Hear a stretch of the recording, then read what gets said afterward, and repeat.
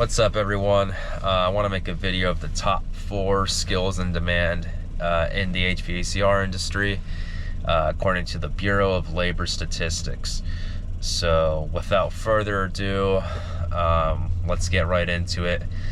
But I do want to make a disclaimer. This video is targeted towards those who are thinking about getting inside the field, those who are already an apprentice or even a helper, or even if you are a journeyman or even a master tech and you're just looking for ways to sharpen your skills. Either or is fine, but I think this will benefit you the most if you are thinking about getting inside HVAC or you just became a helper and apprentice.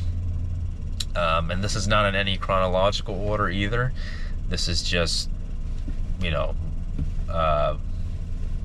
the 4 of them all kind of work together. They work in sync, and they piggyback off each other as well. So let's start off with number 1, being detail orientated. This is huge, guys. The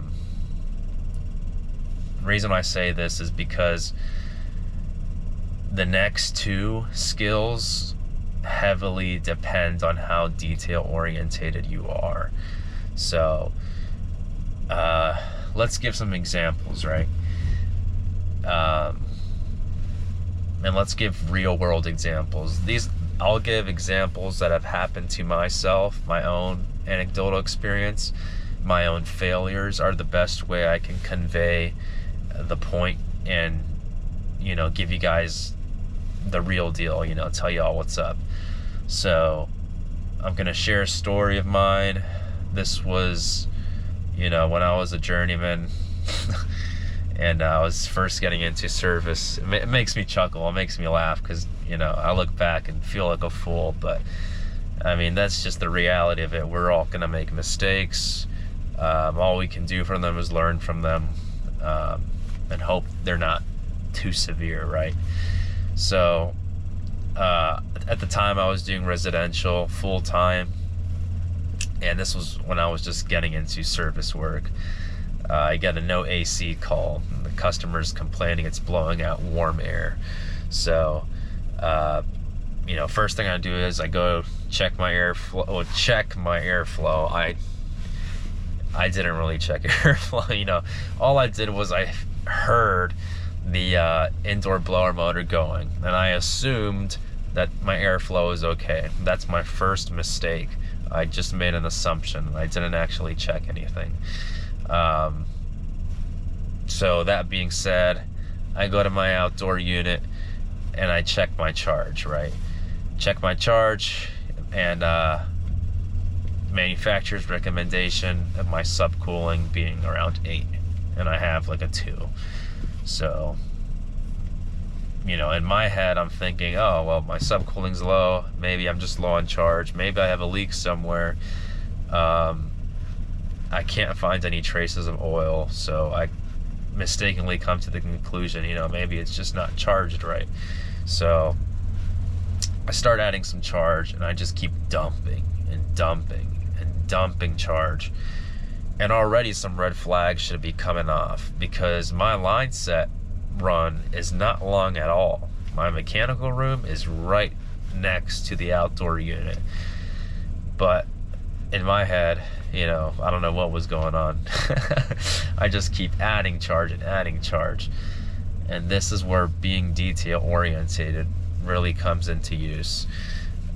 Because it'll cost you mistakes like this, that not only cost you time, it costs your employer, money and material and time, that they're paying you to be out there, and just wasting time, not even solving the problem. So going back to airflow, you can't just assume your airflow is correct. Obviously, once I got my subcooling right, I dumped like God knows how much refrigerant inside the circuit, but I'm sent out back there the next day, of course, right? And at this point, I'm thinking, okay, obviously something else is up. I didn't fix the issue. I take my filter outside of the indoor unit and I start inspecting inside of the unit, and sure as can be, the evaporator coil, your indoor coil, is just gunked up with animal fur, dog lint, cat fur, and I mean, it was just completely covered. So once I cleaned the coil, take all the restriction out, my airflow finally frees up, and I mean, my subcooling just skyrockets, and I gotta take out all the refrigerant that I dumped in the day previous. And I learned my lesson. Now I know the importance of checking airflow and not to make those assumptions that I did previously. So, giving that example for being detail orientated, you're not seeing the full picture. As a technician, I feel like not everyone gets the same education, and that's almost your responsibility. I mean, it is your responsibility to educate yourself, but of course not everyone is on the same level. So my ignorance showed, but taking that personal responsibility to educate yourself once you do make those mistakes are imperative. So once I found out the problem, I was able to correct it and come to a final conclusion. So that leads me to the next skill, following detail orientated, is problem solving. And you can see how they're direct. You can see how they all kind of work in conjunction. But by being detail orientated, it will help you solve problems that much more quicker, more efficient, and you're in and out without costing yourself as much time and money and material. But pretty much, the reason that skill is so important is you're being sent out somewhere to solve a problem. The client just doesn't call you for no reason, right?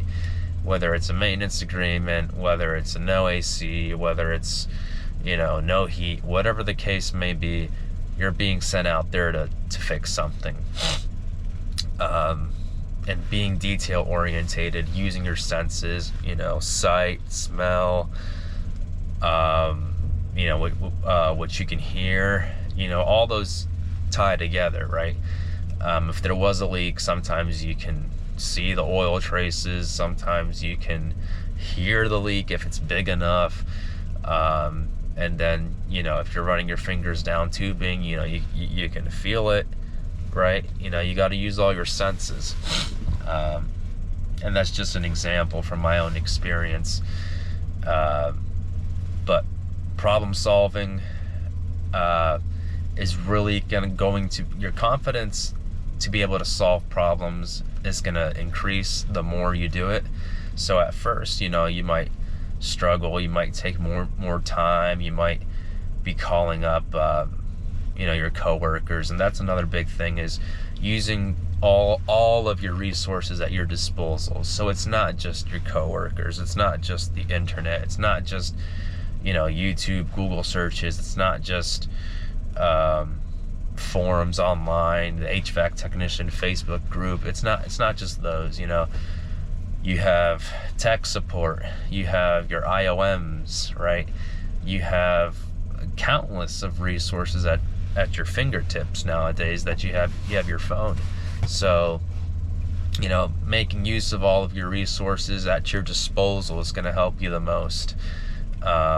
You even have textbooks, if you will. I still use books. The IMC I reference pretty often, as far as code goes. And let me make the next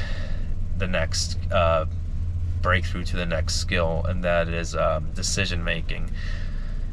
You can see how all of these work in conjunction. Making executive decisions, coming to a conclusion, from problem solving, from being detail orientated. Your confidence to be able to make a decision comes from repeated trials, mistakes in the past, your own personal experiences. It comes from a myriad of things. But it gets easier as time goes on. If you're an apprentice or a helper, you might not have, you might self-doubt yourself. You might find it more troublesome to come to a final decision. But a reason why this is such a big skill is, you got to make that call at the end of the day. Is this unit sized right? Is do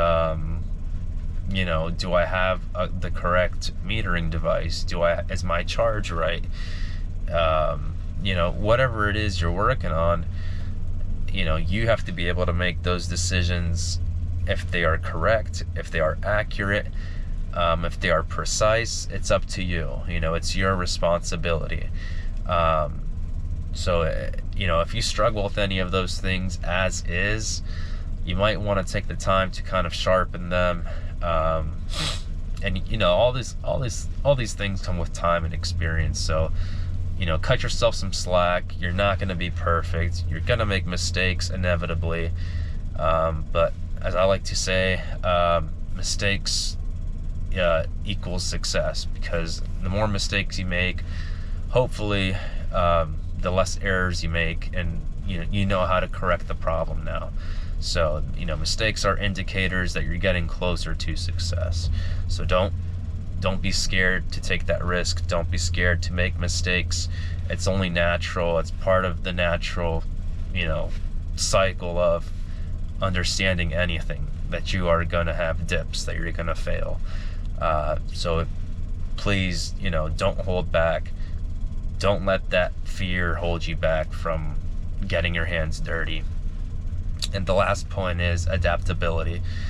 And really, with adaptability, it's very broad, but this goes with almost anything. You're going to be seeing all kinds of equipment.